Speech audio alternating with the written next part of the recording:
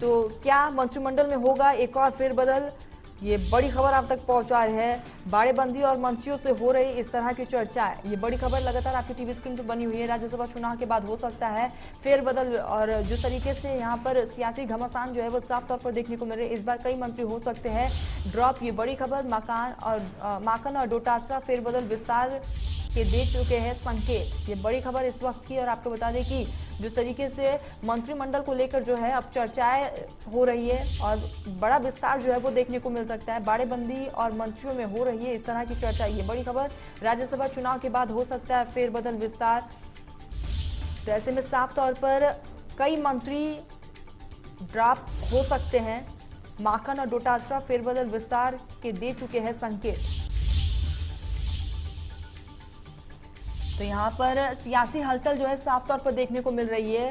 तो क्या मंत्रिमंडल में एक और फेरबदल जो है वो देखने को मिल सकता है? बाड़ेबंदी और मंत्रियों में इस तरह की चर्चाएं जो है वो साफ तौर पर देखने को मिल रही है। राज्यसभा चुनाव के बाद बड़ा फेरबदल हो सकता है। और आपको बता दें कि इस बारे में जो मंत्री है वो साफ तौर पर चर्चाएं भी कर रही है। बाड़ेबंदी में जिस तरीके से मंत्री इस वक्त एमएलए और विधायक मौजूद है, लगातार इस तरह की चर्चाएं सामने आ रही है। इंडिया न्यूज राजस्थान लगातार आप तक पल पल की अपडेट पहुंचा रहा है। आपको बता दें कि राज्यसभा चुनाव के बाद मंत्रिमंडल में फेरबदल होने की संभावनाएं यहां पर जताई जा रही है। बाड़ेबंदी और मंत्रियों में इस तरह की चर्चाएं जो है वो भी साफ तौर पर सुनने को मिल रही है। आपको बता दें राज्यसभा चुनाव के बाद जो है फेरबदल देखने को मिल सकती है।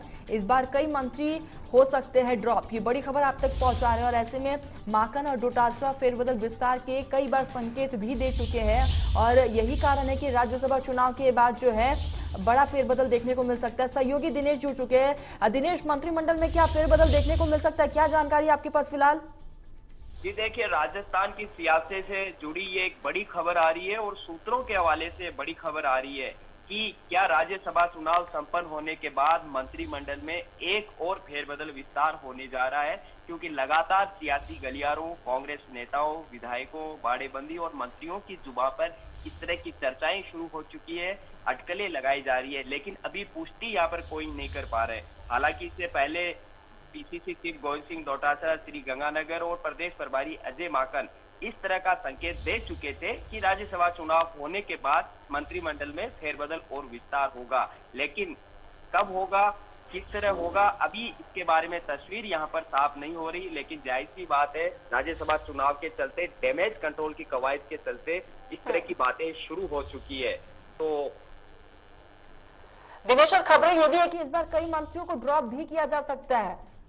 जी बिल्कुल, क्योंकि मंत्रिमंडल का जो एक कोटा है कि मुख्यमंत्री अशोक गहलोत सहित 30 विधायक मंत्री बन सकते हैं, तो अभी 30 का कोटा पूरा हो चुका है। तो जाहिर सी बात है कि नए विधायक को मंत्री बनाया जाएगा, तो पहले जो मंत्री बने हैं उसकी छुट्टी की जाएगी, यानी मंत्रिमंडल से कई मंत्रियों का बाहर होना तय है, उनकी विदाई होना तय है। इसके लिए वर्किंग परफॉर्मेंस को बताया जा रहा आधार बनाया जाएगा।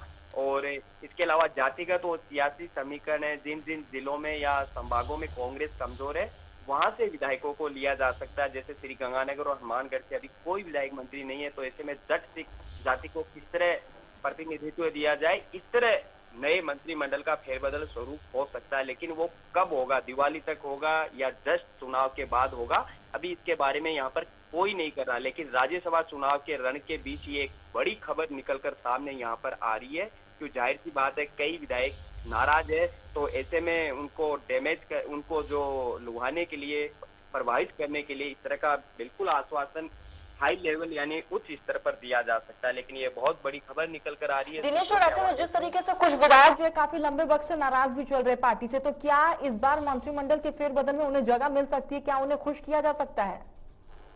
जी बिल्कुल, कई जो विधायक है, कई दफा विधायक बने, उनको किस तरह मंत्रिमंडल में जगह दी जाती है, किस तरह समीकरण साधे जाते हैं, ये तमाम फैक्टर फेरबदल और विस्तार से पहले होंगे। लेकिन कब तक होगा, क्योंकि अभी चुनाव 10 जून को होने, मतदान होना है, उसके बाद ये कवायद शुरू होगी।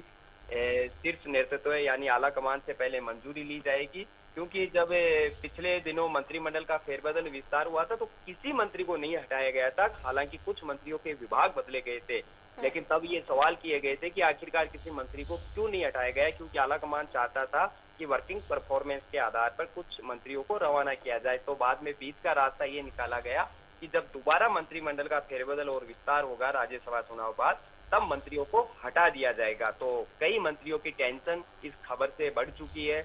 उनकी कह सकते हैं कि चिंता स्वाभाविक है कि किसका नंबर आ सकता है, और इस तरह की चर्चाएं सियासी गलियारों में शुरू हो चुकी हैं। दिनेश, अगर बात करें तो अगर यहाँ पर फेरबदल देखने को मिलता है तो क्या विधायकों के रिपोर्ट कार्ड के आधार पर ही कोई बड़ा फैसला लिया जा सकता है? जी देखिए, जब राजस्थान मंत्रिमंडल बना था, सरकार आई थी, तब बिल्कुल राहुल गांधी ने कहा था कि जिन मंत्रियों के दरवाजे कार्यकर्ता और आमजन के लिए नहीं खुले रहेंगे, जिनकी परफॉर्मेंस पुअर होगी, बाकायदा हर 6 महीने में उनकी टीम उनका रिपोर्ट कार्ड तैयार करेगी। उसी रिपोर्ट कार्ड के आधार पर कुछ मंत्रियों की विदाई की बात हुई थी जब पिछले साल जब फेरबदल और विस्तार हुआ था, लेकिन तब सियासी परिस्थितियों के चलते मुख्यमंत्री अशोक गहलोत ने अपनी सहमति नहीं दी। तो फिर आला कमान ने कहा ठीक है कि जब आप दोबारा फेरबदल और विस्तार करो तब मंत्रियों को जरूर हटा देना। तो इस बार जाहिर सी बात है, जब 30 मंत्री ऑलरेडी बने हुए हैं तो उनको हटाकर ही नए विधायक को एंट्री मिलेगी।